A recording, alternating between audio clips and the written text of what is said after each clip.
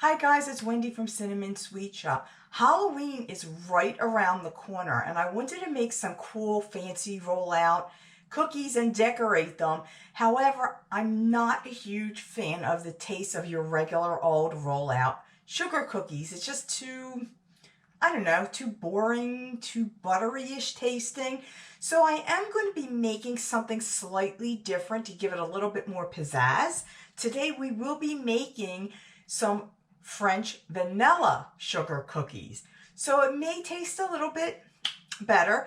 Here's what I am using.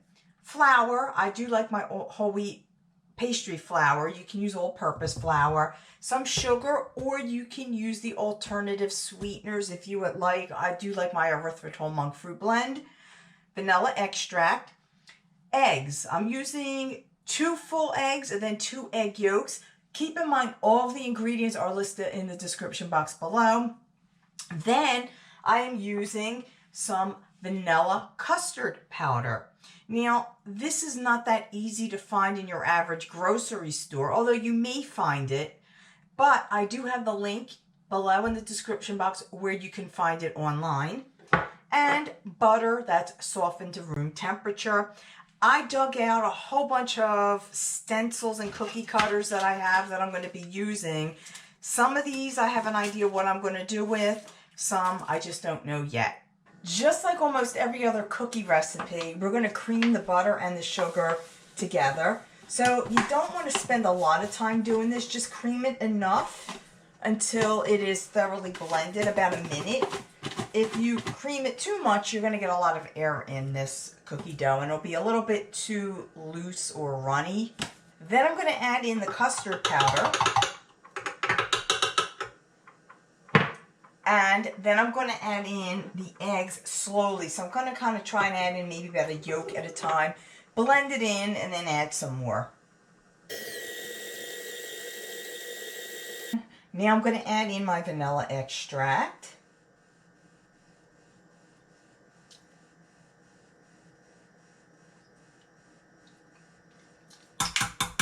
And then just give it a quick blend as well.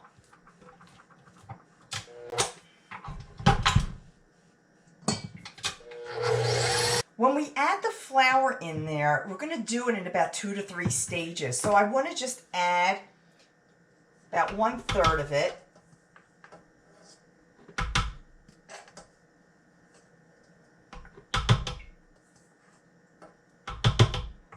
Then I'm going to blend this just for 30 seconds to a minute. As soon as it starts to come together, I'm going to add some more flour and do the same thing.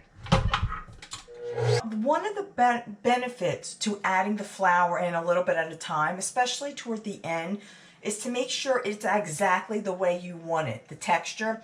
So if I pinch this, this should hold together, like I could squeeze it and it holds its shape, but it's not sticky. That's exactly what you want. Because this is such a nice, pliable dough, you don't really have to refrigerate it. You can just roll them out. But I did take half of the dough, and I will be refrigerating this so I can use that another time. If you're going to make these well in advance, you can even freeze the dough for a couple of weeks before baking it. I do have a floured surface, and I'm just going to roll this out about 1/4 inch.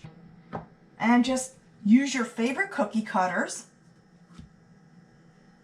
Once my cookies are cut and they're on a lined sheet, I am going to place them in the refrigerator for 10 minutes. Bake these at a 350-degree oven for 8 to 12 minutes or until the edges are slightly brown.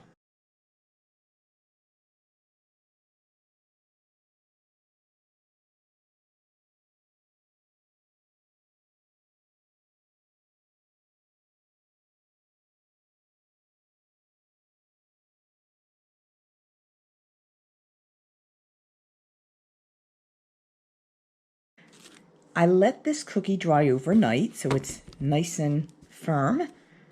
And I'm using one of my templates and a Wilton food writer. This is an edible marker, not a Sharpie.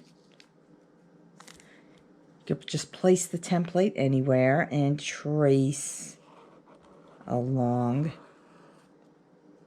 the edges.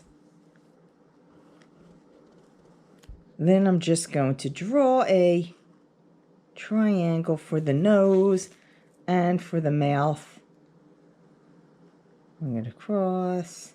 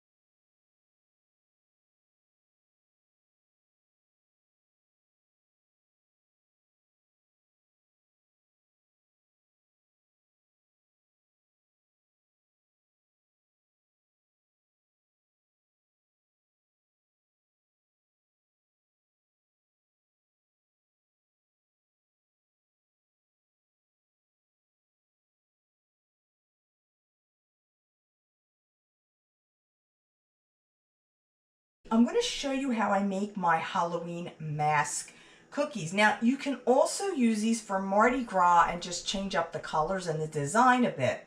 So the first thing I did was I got a picture of, I found online a picture of a mask. You can pretty much go on to Pinterest and type in mask templates and all different kinds of masks come out.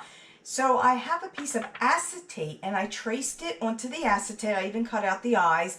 And that's it. I don't need a cookie cutter. Now, that being said, it is a little bit more work to use a stencil than it is a cookie cutter, but it's worth it in the end. It's on a flour surface. I'm going to use a little bit more flour for this and just roll this out till it's about 1/4 inch thick. So I have my template. Just going to place it in here, and I have a little knife. You can use any kind of knife. I just recommend using a smooth knife so you don't have ridges in it. Now here's the tricky part with doing this. If you take your knife and you just cut around like that, you're going to get little cracks in here. I don't know if you can see it on the camera, but you're getting that because you're dragging the dough. So what you can do is just to take this and just go up and down.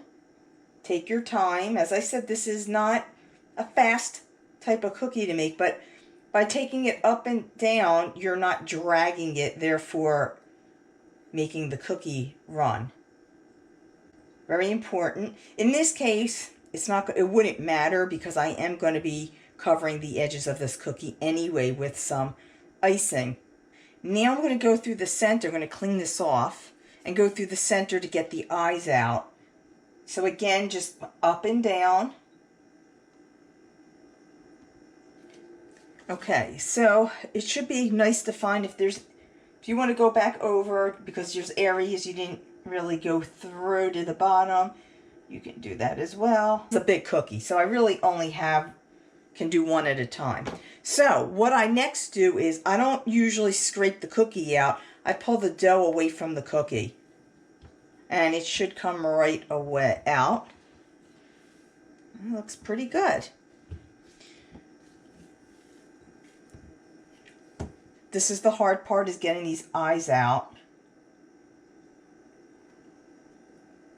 Just want to make sure I go in there. And then I scoop it with my knife.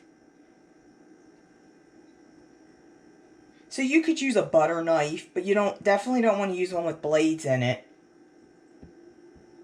And I'm going to just clean this up a bit. So in here, this one wasn't cut out great. Not a big deal. And you'll also notice, well, around here there's a few ragged edges. I'm just going to go over and with the flat side, or with the side of the blade, just go over like this to smooth it out a little bit more. Get any crumbs away from there. Just to go over. And I have one of these little, I guess you call it a scraper. I use it mostly just to lift cookies up. And I'm going to put this on my cookie sheet and refrigerate this for 10 minutes before baking it. So you're going to follow the directions of the cookie dough that you are using. I made some black roses and let them dry in advance. Making roses is not my strong point. So I do have a link below on how you can learn to make your own. not by me, by somebody who can do a much better job than myself.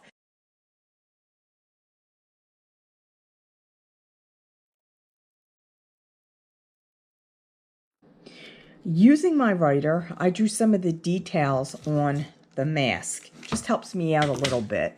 And we want a bit of a thicker icing so that this doesn't run, because we are going to be outlining this.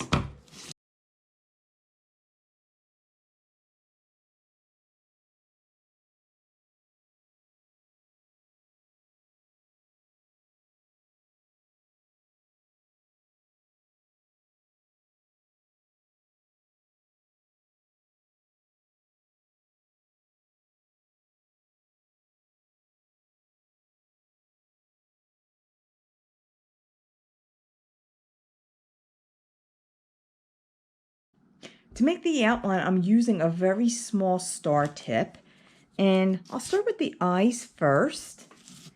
I'm going to just make some shell borders for this. You're going to squeeze, pull away, squeeze, pull away. I want to make these as small as I can. And I'm using very, very stiff icing so that they hold their shape. So for the outside, I want to make it look like a little bit of a ruffle. So from here, I'm using the same tip, and I'm going to squeeze some out and just roll it around.